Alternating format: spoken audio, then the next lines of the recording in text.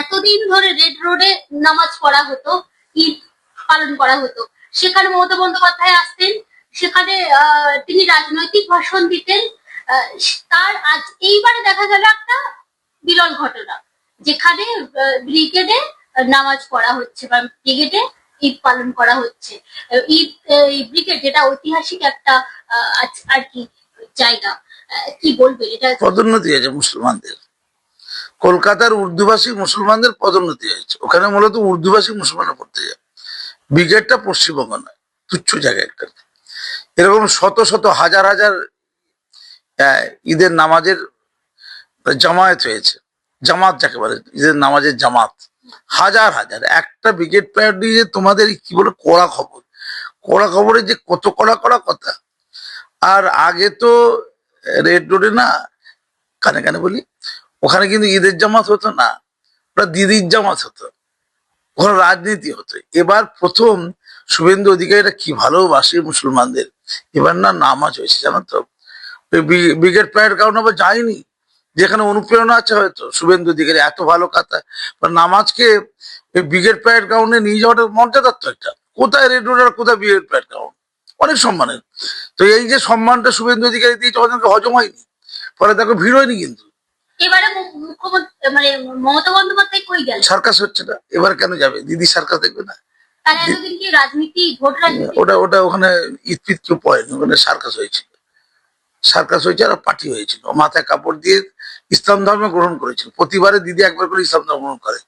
Red রোডে নামাজ পড়তে যায় দুবার করে, ঈদের ফেতর, ঈদের জোহার, দুবার যায়। কিসের মাংস খায় বলো দিদি? দিদি তো ব্রাহ্মণী না, কোন মাংসটা খেত? মানে যাওয়ার পর তো মাংসটা খেতে হবে, এটা একটু গবেষণার বিষয় আছে। তো সেখানে গিয়ে লা ইলাহা ইল্লাল্লাহু মুহাম্মাদুর রাসূলুল্লাহ বলে ইসলাম ধর্ম গ্রহণ করতে, মাথা কাপড় দিয়ে। সেই দিনে উনি মমতা ইয়ে ছাড়তেন না, ওই কি মমতা ব্যানার্জির নাম তো, হ্যাঁ, উনি ওই দিন মমতাজ বেগম হতেন। মমতাজ বিয়ে করেনি তো, বিয়ে না করলে আবার খাতুন থাকে, মমতাজ খাতুন, বেগম বলবো না আমি। বিয়ে করলে তো তবে বেগম হবে, এই ব্যাপার ছিল আর কি। উনি ইসলাম ধর্ম প্রতি বছর দুবার করে গ্রহণ করতেন। আর হিন্দু ধর্মকে গান্দা ধর্ম বলতেন, মানে ওখান থেকে সাম্প্রদায়িকতা সরাতেন।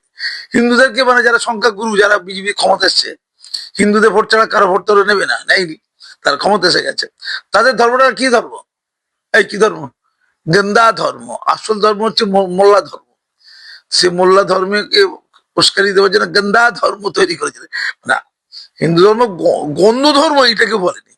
কত শিল্পী সাহিত্যিক লোক রে বাবা, গন্ধ মানে গেন্দাটা হিন্দিতে, বাংলায় গন্ধ, দুর্গন্ধ আর কি, বিচ্ছিরি গন্ধ বেড়ে। এই হিন্দুদের গাদি খুব গন্ধ বেড়ে না, কি বলতো? আজকে শুভেন্দু অধিকারী গিয়েছিল ইস্কনে, এই বৈষ্ণব, ওটা কিন্তু হিন্দু না, কিন্তু ওদের গাদি মনে হচ্ছে গন্ধ টন্ধ বেরোয়নি। ওখানে গো পূজন হয়েছে, এটা কিন্তু ইন্টারেস্টিং। কিন্তু এটা ওর ব্যক্তিগত, মুখ্যমন্ত্রী হিসেবে কিন্তু যায়নি, ও একটা ব্যক্তি মানুষ, ওই হিন্দু ধর্ম পালন করে। দেখো আজকে মুখ্যমন্ত্রী এখানে বসে রাজনীতি করতে পারতো, ব্রিগেড প্যারেড গ্রাউন্ডে আমরা ক্ষমতা এসেছি, আমরা ব্রিগেড প্যারেড গ্রাউন্ডে তোদেরকে ভদ্রলোকের মতো বসতে দিয়েছি, আমি রাজনীতি করবো, তো করেনি। কিন্তু ওর ধর্ম তো ইসলাম নয়, যাবে কেন? ওনার ধর্ম কি ইসলাম? ওনার ধর্ম সনাতনী হিন্দু। তিনি গোমাতার পুজো করেন, আজকে খুব গুরুত্বপূর্ণ দিন গোমাতা পুজো করা ঠিক করে দিয়েছে। কেন বলতো? এইটা কিন্তু কেউ বলে না, ওরা যে মাসু ভক্তটা বলবে। শোনো, আজকের দিনে হাজার হাজার গোমাতার বলি হওয়ার কথা ছিল এই পশ্চিমবঙ্গের মাটিতে। কত হাজার হাজার, লক্ষাধিক কিরম বলতে পারবো না, হাজার হাজার তো বলতেই পারবো, শত শত নয়। চারিদিকে গোমাতার চারটে পানি ছটকাতো আজকে, স্রোত বইতো রক্তের। মেটিয়াবোজ, খিদিরপুর, তপসিয়া, রাজাবাগান, রাজাবাজার, স্রোত বয়ে যেত। এই এত হাজার গো মাতাকে রক্ষা যিনি করলেন আইন করে আর কি, এমন বডি ল্যাঙ্গুয়েজ দিয়েছেন, কোরবানি করার নিষেধ ছিল না, কিন্তু 14+ বয়স বলেছিল, তা তো ভয়ে কাত। ও বুঝিয়ে দিয়েছে শুভেন্দু অধিকারী কি ধরনের জাত, এরা সকলেই ভয় কাত। দেখেছো তো? না বলি একটু, তাহলে এতগুলো গোমাতাকে যিনি বাঁচালেন, তা তিনি তো আজকে গো পূজন করবেন, করছিলেন না? ইস্কনে গিয়েছিলেন না? নদিয়া গিয়েছিলেন না? দেখো মজা দেখি। এবার বিষয় ছিল আজকের দিনে আরেকটা হওয়ার কথা, যে মারপিট হওয়ার কথা ছিল গ্রামে গ্রামে, পাড়ায় পাড়ায়, মাংস টাংস খেয়ে গা গরম, মুসলমানরা পাড়ায় পাড়ায় মারপিট করবে। কলকাতাতে কাজকর্ম করে যত পয়সা দিয়ে হাওড়া হুগলি দিয়ে যাবে, আর বিরাট মারপিট হওয়ার কথা, মারপিট, দাঙ্গা হাঙ্গামা, দেখো কিচ্ছু নেই। ঠেলায় না পড়লে বিড়াল গাছে চড়ে না, তাই তো? দেখেছো ঠেলা কাকে বলে? আওকাত বুঝিয়ে দিচ্ছে, আওকাত, তোদের আওকাতটা বুঝিয়ে দিচ্ছে, তোদের এদিকে ক্ষমতা।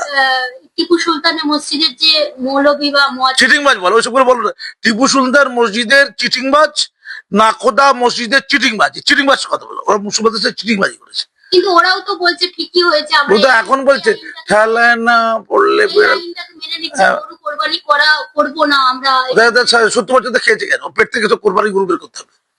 70 বছর ধরে 4 টাইম গরুর মাংস খেয়েছে কেন বলো? যখন জানলো গরুটা দেবতা একটা লোকদের, সরকার আইনে বলুক আর না বলুক, তার তো বিবেক বলে কথা আছে। সত্য কথা বলা উচিত, মিথ্যে কথা বলা অন্যায়, তাই তো? ধর্ষণ করা উচিত নয়, খুন করা উচিত নয়। সরকার ধরো কোনো কিছু বিষয় কড়াকড়ি করলো না, তা ধর্ষণ করবে? তার খুন করবে? তুই বল উত্তর দাও। তাহলে ওই আমাদের এই মসজিদ আছে না, নাখোদা মসজিদে ইমাম শফি, সে 70 বছর ধরে গোমাতাকে খেয়েছে কেন? উত্তর দিতে হবে। তার জন্য তার হাত পা ভেঙে দিতে মেরে খেয়েছিল কেন তুই ধরে? সে যখন জানলো যে এটা গোমাতাকে জাতীয় পশু করা উচিত, তাহলে এতদিন খেলো কেন? সে তো নিজে প্রকাশ করতে পারত, বাবা গোমাতা অন্যজনের আবেগে আঘাত লাগছে। মানে শুভেন্দু অধিকারী কেউ দরকার ছিল বুঝি, বিজেপিটা পশ্চিমবঙ্গে ক্ষমতা আসে কেউ দরকার ছিল বুঝি। আমি বারবার বলেছি এই শাসক দলের পরিবর্তন চাই, এবং বিজেপিকে একবার পশ্চিমবঙ্গে আনা দরকার আছে মুসলমানদের মানুষ করে গড়ে তোলার জন্য। মুসলমানদের হাত থেকে এই বন্দুক বা তরবারি কেড়ে নিয়ে প্লেন ধরিয়ে দেওয়া যাবে, সুনীল ভট্টাচার্য বলেছে। আগেকার মুখ্যমন্ত্রী, প্রাক্তন খুব মুখ্যমন্ত্রী, প্রেম দেখতে পাচ্ছি মুখ্যমন্ত্রী মাঝে। তিনি তো মুসলিমদের উন্নয়ন করে শাহজাহানের এই উন্নয়ন হয়েছে, তারপরে জাহাঙ্গীরের কি উন্নয়ন। পুষ্পা ঝুঁকতা নেই, প্যার ঝুঁকতা নেই, পুষ্পা ঝুঁকতা নেই। 7,000 কত পেয়েছে গো? একবার পেয়েছিল 1,65,000। এই গত 2024 সালের লোকসভা ইলেকশন কত? 1,65,000 পেয়েছে, আর এখন পেয়েছে 7,000 সামথিং। তাহলে জালিয়াতি কাকে বলে? হায় রে অনুপ্রেরণা, যায় রে অনুপ্রেরণা। দিদি আর নাই, দিদি পাহারাদার তো মুসলমানদের না। আচ্ছা দিদি লুকিয়ে আছে কেন? দিদির তো উচিত ছিল ওদেরকে আজকে লাঠি নিয়ে গোল করে পাহারা দেওয়া। যায়নি কেন? উত্তর দিতে হবে। দিদিকে বেঁচে নেই? দিদি মুখ্যমন্ত্রী নাই থাকুক, দিদি বেঁচে আছে। তিনি তো 15 বছরের মুসলমানদের আশীর্বাদ খেয়েছে, চেটে চেটে খেয়েছে। আমি বাবা চেটে চেটে খাই, আমি বাবা এমনি এমনি খাই। মানে মুসলমানদের কোনো উন্নয়ন করবো না, কিন্তু মুসলমানদের ভোটটা চেটে চেটে খাবো, চেটে চেটে খাই, খেয়ে নিয়েছে। তাহলে ও নিজে বলেছিল ওই রেড রোডে যে আমি মুসলমানদের পাহারাদার। তো গন্দা ধর্মেতে আমি নেই। ওকে কোনো মৌলানার সাথে আজকে মিটিং করতে হবে, ইসলাম ধর্ম নিতে হবে ভালো করে পূর্ণ মাত্রায়। আমি দেখি কোন মৌলানাকে ঠিক করবো ইসলাম ধর্ম যাতে দিদি পুরো নিতে পারে। ওকে আর হিন্দু ধর্মে রাখবো না, রাখা যাবে না হিন্দু ধর্মে। হিন্দুরা রেখেছে নাকি? হিন্দুরা তো বের করে দিয়েছে তো বেচারি তো এখন নো ম্যান্স ল্যান্ডে আছে, না হিন্দুতে না মুসলমানদের মধ্যিখানে টিপ টিপ করে চলছে। নো ম্যান্স ল্যান্ড, জানো তো? কোনো দেশের নয় এটা, ঠিক আছে? সেটা উনি কোনো ধর্মের না, ধর্ম থেকে বাদ। কেন ধর্ম থেকে বাদ? কোনো ধর্ম নেবেন না, মুসলমানরা দিয়ে যাচ্ছে না, হিন্দুরা দিয়ে যাচ্ছে, যাবে কোথায় বেচারি? শিখরে দিতে চাইছে না, বৌদ্ধরা নিতে চাইছে না, তাকে নারী সমাজে নিতে চাইছে না, পুরুষ সমাজে নিতে চাইছে না। তিনি শ্রী শ্রী রামকৃষ্ণ পরমহংসদেব তিনিও বলেছিল তো, কেউ কেউ তো বলেছিল রানী রাসমণিও নিতে চাইছে না, রামকৃষ্ণ পরমহংস নিতে চাইছে না। তিনি ব্রাত্য, তিনি সবচেয়ে নিগৃহীত, অসম্মানিত, অবহেলিত, মানে উপেক্ষিত সবচেয়ে এই মুহূর্তে। আমি পরিষ্কার বলছি, একটা জিনিস খেয়াল করে দেখো, যেটা খুব ইম্পর্টেন্ট। গোটা পশ্চিমা কত শান্তির সাথে ইত্যা হলো না? চারিদিকে তো গন্ডগোল, হুমকি, মস্তানি, গুন্ডামি, এটা ধসে গেছে। মুসলমানদের চাকরি বাকরি, শিক্ষা দীক্ষা, উন্নয়ন এগুলো ছিল না, মারপিট ছিল, গুন্ডামি ছিল, মস্তানি ছিল। বললাম না, গ্রামে গ্রামে আজকে মারপিট হওয়ার কথা, মানে মুসলমানদের সাথে মুসলমান, হিন্দুদের সাথে না।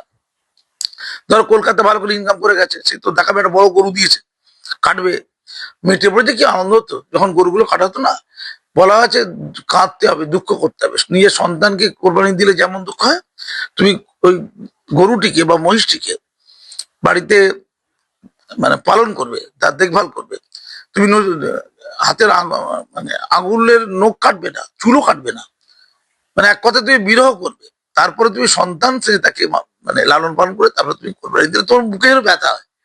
মেয়েটি বলছে কি হচ্ছে না, যখন কাটছে ছট কাটছে, ওরা আনন্দ করছে, দেখি করছে, ফুর্তি মারতো, ফুর্তি মারা বন্ধ হয়ে গেছে, ফুর্তি ফার্তা বন্ধ। তবে একটু খাসির দামটা কিন্তু বেড়ে যাবে, বুঝলে ভাগ্যশ্রী? ভাগ্যে কিন্তু খাসির দামটা গেল, একটু বেড়ে গেল, কি করে যাবে? এদিকে দেখা যাচ্ছে এই প্রথম একটা ঘটনা, বিরল ঘটনা ঘটলো যে ব্রিগেডে নামাজের পর ঈদের অনুষ্ঠানে ভারতের জাতীয় পতাকা তারা অনুষ্ঠান শেষে উত্তোলন করে। বাধ্য কাজী মাসুম আক্তার 15 বছর ধরে হয়ে গেছে। তো আমাকে যখন লাল বাহারটা মেরেছিল, এই মোল্লাগুলো কোথায় ছিল? এই মোল্লাগুলো তখন কি উৎসব করছিল? দিদি অনুপ্রাণিত হয়ে পাগলা হয়ে গিয়েছিল, গোখাচ্ছিল, গোমাংস খাচ্ছিল বসে ধরে গিয়ে। মানে আমাকে যখন পেটানো হচ্ছে তখন গোমাংসের সাথে মদ খাওয়া হচ্ছিল নাকি, মাথা টুপি দিয়ে ফুর্তি মারা হচ্ছিল? এগুলো ভণ্ডামি একদম। এই কিছু মোল্লা লোকের ওই পতাকা নিয়ে ঘোরাতে ভাববেন না যে দেশপ্রেমী তারা। ওটা অঙ্গভঙ্গি। মানে কুকুর হইতে সাবধান, মোল্লাদের দেশভক্তি হইতে সাবধান। যেসব মোল্লারা গত কদিন আগে পিটিয়ে লাল করে রক্তাক্ত করে দিয়েছিল জাতীয় পতাকার জন্য আর জাতীয় সঙ্গীতের জন্য, সেই মোল্লারা ওটাকে জাতীয় পতাকা তুলেছে, ওটা হচ্ছে চাপে পড়ে তোলা, ওটা প্রেম নয়। ওটা আরো ভয়ঙ্কর। যারা তুলেছে তারা দেখবো কারা তুলেছে। একদিন তোলেনি কেন তারা? এতদিন কি তারা ভারতবর্ষে ছিল না? এতদিন তারা পাকিস্তানে ছিল। হায় রে আল্লাহ, যায় রে আল্লাহ, সত্যি মুসলমান যারা কল্যাণ হলো। একটা শেষ প্রশ্ন, এই দেখা যাচ্ছে এই সরকার আসার পর এখন শয়ে শয়ে লোক, হাজারে হাজারে লোক সীমান্তবর্তী এলাকা থেকে তারা বাংলাদেশে চলে যাচ্ছে। তারা বলছে যে আমরা বিজেপি সরকার পশ্চিমবঙ্গে এলো তাই আমরা এখান থেকে চলে যাচ্ছি। আবার যদি কখনো মমতা বন্দ্যোপাধ্যায় এই সরকার মমতা বন্দ্যোপাধ্যায় পশ্চিমবঙ্গের এই সরকারে আসে, আমরা আবার ফিরে আসবো। এই এই এই যে কত এটা বলেছে, কথাটা কোট আমি বলছি। তবে চিন্তা করে দেখো, যে বারবার করে শুভেন্দু অধিকারী এটা বলেছেন, সেটা তো ওনারা বলতে হবে না, বাংলাদেশের লোকগুলি তো বলে দিচ্ছে, অনুপ্রবেশকারীরা। তাহলে অনুপ্রবেশকারীদের রক্ষক ছিলেন এই সাহসটা তারা কোথা থেকে দিদি দিয়েছেন, তোমার দিদি দিয়েছে। 15 বছর দিদি কিনে হস্ত করেছে গো তোমরা, তোমার দিদি দিয়েছে গো। আবার দিদি এলে বাংলায় চলবে ওটা, বাংলা। মমতা বন্দ্যোপাধ্যায় এলে আবার আসবো, এখন কি আমরা যাচ্ছি। ভয়ঙ্কর কথা। এইটার জন্য মমতা ব্যানার্জিকে পুলিশের জেরা করা উচিত, যে এই লোকগুলো হঠাৎ আপনার নাম বলছে কেন? যারা বিদেশি, যারা অনুপ্রবেশকারী, যারা গায়ের জোরে ঘুষপেটিয়া, তারা আপনার নাম মুখে নিয়েছে কেন? এটা আপনাকে উত্তর দিতে হবে। এবং তারা এতদিন ধরে সুযোগ সুবিধা ভোগ করেছে, তারা রীতিমতো লক্ষ্মীর ভান্ডারও পেয়ে। মমতা ব্যানার্জি ঘর বেচে সেই টাকাটা উদ্ধার করতে হবে। মমতা ব্যানার্জি আর অভিষেক বন্দ্যোপাধ্যায় ঘর দৌড় আছে না কিছু, ওটা বেচে ওই যে টাকাটা ওরা নিয়েছে, টোটাল কত টাকা হয়েছে, কতগুলো লোক এই অধিকারগুলো ভোগ করেছে, মানে আমাদের টাকা তো ওটা। তাদের তাদের এই লক্ষ্মীর ভান্ডার সব পেয়েছে, ঘর দৌড় করেছে, কিছু করেছে। তো সেই টোটাল টাকাটা একটা অ্যামাউন্ট তৈরি করতে হবে, গরিব লোকগুলো দিতে পারবে, ওরা তো পালাচ্ছে। সেই টাকাটা করিয়েছে দিদি আর অভিষেক দুজনে ঘর দৌড় বেচে ওই টাকাটাকে জনগণের সাথে দিয়ে দিতে হবে। ধন্যবাদ, রাখছি, ভালো থেকো, একটা শেষ প্রশ্ন, সুখে থেকো। একটা শেষ হ্যাঁ, প্রশ্ন। এই যে বেআইনি বিল্ডিং গুলো ভাঙছে, সরকার তারা নির্দেশিকা জারি করে বেআইনি বিল্ডিং গুলো ভাঙা হচ্ছে। এই বেআইনি বিল্ডিং গুলো যখন কিলতলা এই সমস্ত জায়গায়, তারা বলছে যে আমাদেরকে তো সরকার অনুমতি দিয়েছিল, সেই সময় তারা বিধায়ক কাউন্সিলরদেরকে টাকা দিয়ে সে রীতিমতো বিল্ডিং। হ্যাঁ, সেই টাকাটার পরিমাণ প্রত্যেক লোকের থেকে জানা হোক। যেটা বলছি ভালো করে শোনো, আমি কনস্ট্রাকটিভ কথা বলছি, বিল্ডিং ভাঙার দরকার নেই। ওই বিল্ডিং গুলোতে সরে যাবে, কে কে টাকা দিয়েছো সে টাকাটা আদায় করবে, সে নিয়ে নেবে। যে ক্ষতিপূরণের টাকাটা তুমি নিয়ে নাও, ঠিক আছে? নিয়ে ওই বিল্ডিং গুলোকে ঠিকঠাক করে আইনত করে ওইগুলো বেচা বিক্রি করে ওগুলোর যে টাকা সংগৃহীত হবে ওইটা অন্নপূর্ণা ভান্ডারকে দেওয়া হবে। ক্লিয়ার? যত বেআইনি কনস্ট্রাকশন আছে, যত বেআইনি কাজকর্ম করেছে, লুটে পুটে নিয়েছে, কারবারির টাকা যত জমা হয়েছে, তোলাবাজি গুন্ডামির টাকা, সমস্ত টাকাগুলো পুড়িয়ে দেবে, কিন্তু টাকা পাওয়ানো যাবে না। ওগুলোকে সংগ্রহ করে ওগুলো বেচা বিক্রি করে নিলাম ফিলাম করে ওগুলোতে ওই ডিএফি এর অনেক খরচা আছে, ডিএ অনেক টাকা খরচা। ওটা বিশেষ করে লক্ষ্মীর ভান্ডার, রাজ্যের উন্নয়ন, এই মহিলাদের জন্য বাস ভাড়া ফ্রি, সরকারকে তো ভর্তি দিতে হবে নাকি? ফ্রি হবে কি করে? শুধু বড় বড় কথা, ফ্রি ফ্রি ফ্রি, সরকার টাকা পাবে কোথায়? শুধু দিল্লির কাছে কি হাত পাতবে নাকি? তুমি রাজ্যকে পুরো খোগলা করে দিয়েছো, দিল দাও ও দাও দাও দাও দাও। শুভেন্দু এটা করবে না, শুভেন্দু ভাই বলে দিচ্ছে শুভেন্দু বাবুকে। এইগুলো সব যত লোক, যেমন পার্থ সব সম্পত্তি বিক্রি হয়ে যাবে, পার্থ একটা গামছা পরে ঘুরে বেড়াবে, মানে ভালো জামা কাপড় তখন পারবো, ইনকাম নেই তো বেচারি। অনুব্রত জামা কাপড় নেই, একটা একটা জাঙ্গিয়া টেঙ্গে দিতে হবে, গেঞ্জি জাঙ্গিয়ে উলঙ্গ হবে নয়। যেমন এই আকাশ সিং গেঞ্জি জাঙ্গিয়ে পড়েছিল, তো উলঙ্গ তো হয়নি। সব কে দিতে হবে, যাকে যত চোরচিটি বা ছাচড়ি কাকুলি ফাকুলি ছিল চুরি করে যাকে এখন বিজেপিতে আসে বলছে ও শাড়ি পরে থাকবে, মহিলা তো ওর ইজ্জত আছে, সব কে নিতে সম্পত্তি মমতি কে নিয়ে ওই টাকাগুলোকে সামাজিকীকরণ করতে হবে, যে কথা কেউ বলে না। করে তোমাদের যারা বুম টুম নিয়ে আসে তোমাদেরকে একটু টাকা পয়সা দেওয়া উচিত। কম খেটেছো তোমরা, ভোটের আগে তোমরা কম খেটেছো। এগুলো করে জনহিতের কাছে ওই অর্থটা ব্যয় করা হোক, তাতে সমাজ বাঁচবে, রাষ্ট্র বাঁচবে, দেশ বাঁচবে, মানুষ বাঁচবে। ধন্যবাদ, অসংখ্য ধন্যবাদ স্যার।